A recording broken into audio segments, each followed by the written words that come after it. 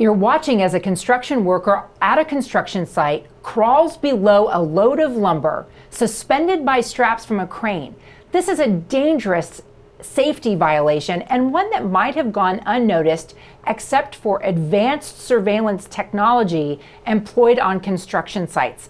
It's the kind of technology that has caused safety to dramatically improve across construction sites nationwide and workers' compensation claims to come down, thereby lowering what companies pay for premiums.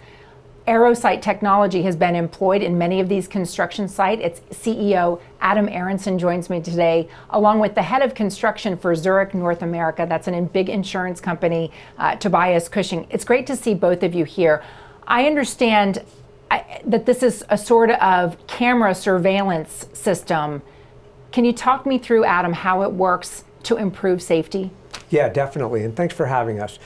So everything that you just saw in that video, that was a coaching moment. And so a long time ago when I started this company back in 2002, it really came from an idea around sports and sort of how it works so well in the game film environment, bringing it into the business world. And so what you saw there is kind of like root cause analysis of the things that can hurt or kill people on job sites. That's one example. There's fall protection and being struck by machines.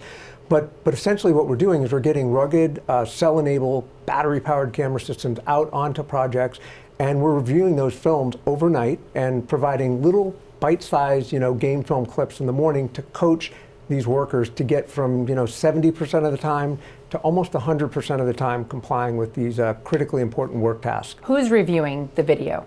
So we have civil engineers that are doing kind of meticulous reviews of these high-risk work activities. We call it smart sampling. So we're not looking at everything, but we're looking at the work activities. When you really kind of look at the root causes of the worst injuries and fatalities, what's causing them? And so we're focusing in on those activities with civil engineers, and we have actually 3 people that review any video that we deliver in the morning as a coaching moment. So you're talking about things like latching into safety harnesses when you're up high, or walking in these blocked out areas where, hey, don't walk there because the crane is up above you and could drop the load. So Toby, when you look at how effective this sort of surveillance is and the coaching, what have you seen in terms of workers' comp claims when the advanced tech is deployed on construction sites? Yeah, we saw amazing results, so thank you for having us to share. We zeroed in on 9 projects in New York City in particular and compared the results in over $2.5 billion of construction to our previous around 10 years of results. And we saw a 70% reduction in the frequency of workers' comp claims, almost an 80% reduction in the severity of workers' comp claims, and a near elimination, so basically 100% elimination so far of the liability lawsuits that are really driving the costs of construction. But for us, it was all about the safety and trying to prevent falls and struck-bys and bring workers home at night. Does when there are fewer claims, when those claims are not as severe, does it then lower the premiums that companies have to pay for their workers' compensation insurance? So we absolutely give credit for contractors that use technology like this, and then when you get into very complex construction or you get into very challenging jurisdictions like New York, we choose to only partner with contractors who are willing to do it. So it really takes what is essentially an uninsurable risk and makes it insurable so that we can price it. And then outside of places like New York, like on data centers, we'll be incentivizing and even participating in the cost. So it's actually going to be something where we participate in the cost of it, and it will reduce their premiums. There's so much spending right now, tens of billions of dollars going into data centers, and Caterpillar in their earnings call actually pointed out that it was one of the big factors in lifting earnings is that their excavators, are being deployed now on these data center projects. But what about it in New York City made it so revolutionary that you are demanding that the projects that you insure deploy this technology? Yeah, so in New York, many of our policyholders, it takes 7 to 10% of the cost of construction of the building for just insurance premiums. So imagine if you're building a $300 million building, you're paying around $30 million of insurance for the liability and workers' comp. And that typically is 1 to 5% of the cost of the building everywhere else in the country. So we really have a cost crisis. Some people have tried to focus on finding out if some of those claims are fraudulent or exaggerated. We saw the root cause being the injury actually happening. So we decided to focus on, I think, what makes us really good as a construction vertical, which is what Adam talked about, root cause analysis, and saying, how do we prevent the injuries from happening? And in New York, most policyholders are taking $3 and $5 million deductibles. So they themselves are bearing huge costs. There's a metric that helps decide how much companies pay for these premiums. And you saw that metric, once this was deployed, drop from 0.65 to 0.25.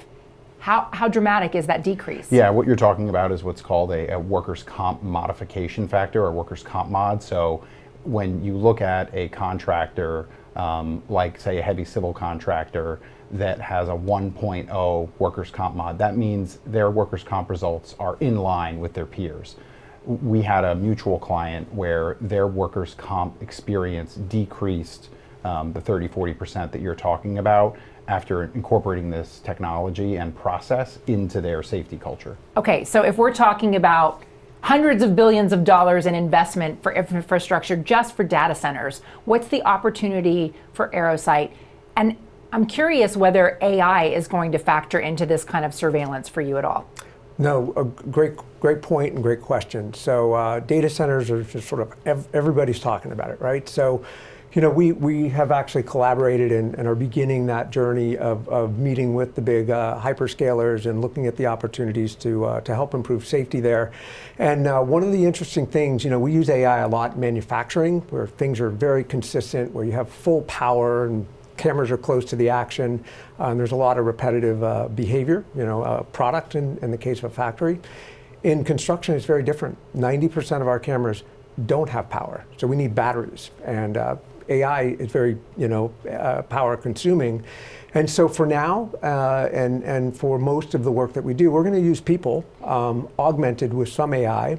And I think you know, the opportunities, not just for the main things that we focus on for buildings, which are sort of, you know, the major things that we talked about before, falls, struck bys, but there's also a lot of electrocution risk, right? Think of a data center, how much electricity is being, so there's a lot of opportunities with lockout, tagout, and other kind of important applications that we're gonna, you know, work with the partners to pioneer. When we're talking about workers' compensation and construction specifically, I understand meatpacking plants are another area, but is there also use cases for, say, medical malpractice suits and improving outcomes in medical situations? Yeah, you know, the journey that we've been on, which started in 2002, started in the food industry, and then we got into healthcare very heavily. You know, sort of call it 2008 through you know, now, and there, if you kind of look again, the root cause analysis of the worst things that go on in a hospital, a lot of it's in the operating rooms.